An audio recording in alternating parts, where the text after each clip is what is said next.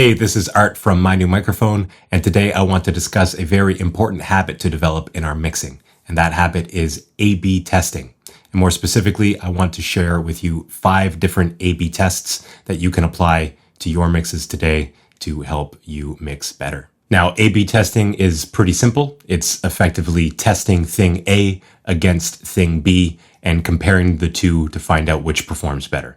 This is done in a whole bunch of different industries, and it's invaluable to bring this into your mixing practice. Our ears have the tendency to rapidly adjust to whatever it is we are listening to, and so the practice of A/Bing acts as a way of recalibrating our hearing so that we can make more objective decisions in the mixing process. So what are a few things we can A/B test in the mixing process? The first common A/B test I'd like to share with you today is using reference mixes.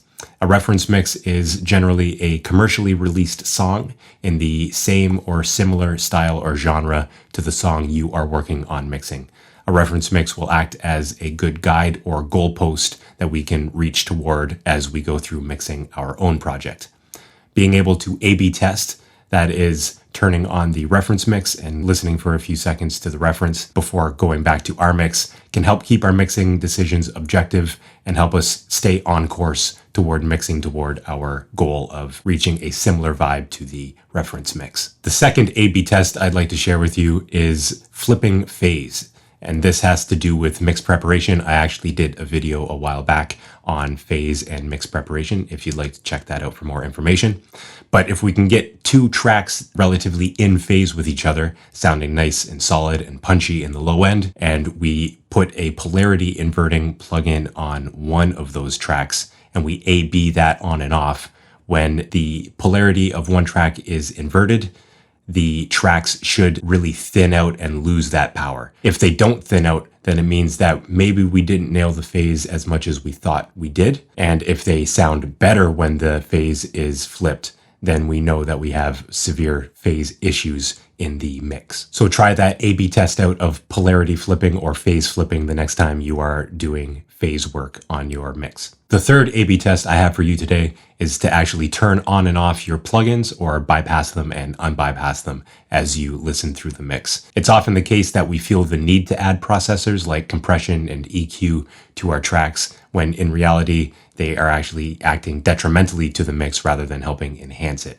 So by turning these plugins on and off as we listen to the mix as a whole, will help us determine whether these processes are actually helping or not in the mix. Piggybacking on the third A/B testing suggestion of turning plugins on and off, I would like to suggest turning tracks on and off by muting and unmuting them, especially those tracks that aren't playing a critical role in the mix.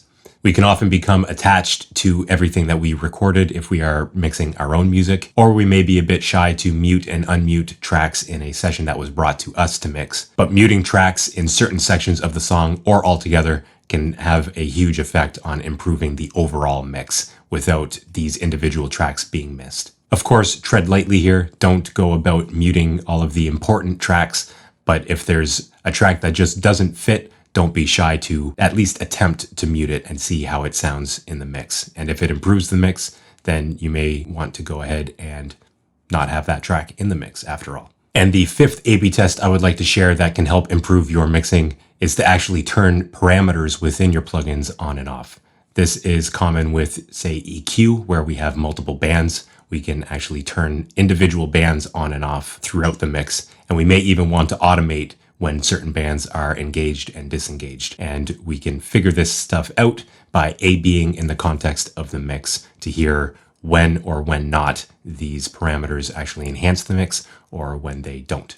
So there you have it. 5 A/B tests that you can do in your mixes to help you make more objective decisions in the mix and ultimately get you better results that you're after. As always, I would like to thank you for joining me on the channel. Feel free to like the video if you do and subscribe to the channel. We're just getting started, and I would appreciate all the support as I figure out what the best kind of content is for you guys, my audience. Also, there are free resources in the description box below if you would like to check those out as well. Once again, thank you for being here with me, and I will see you in the next one.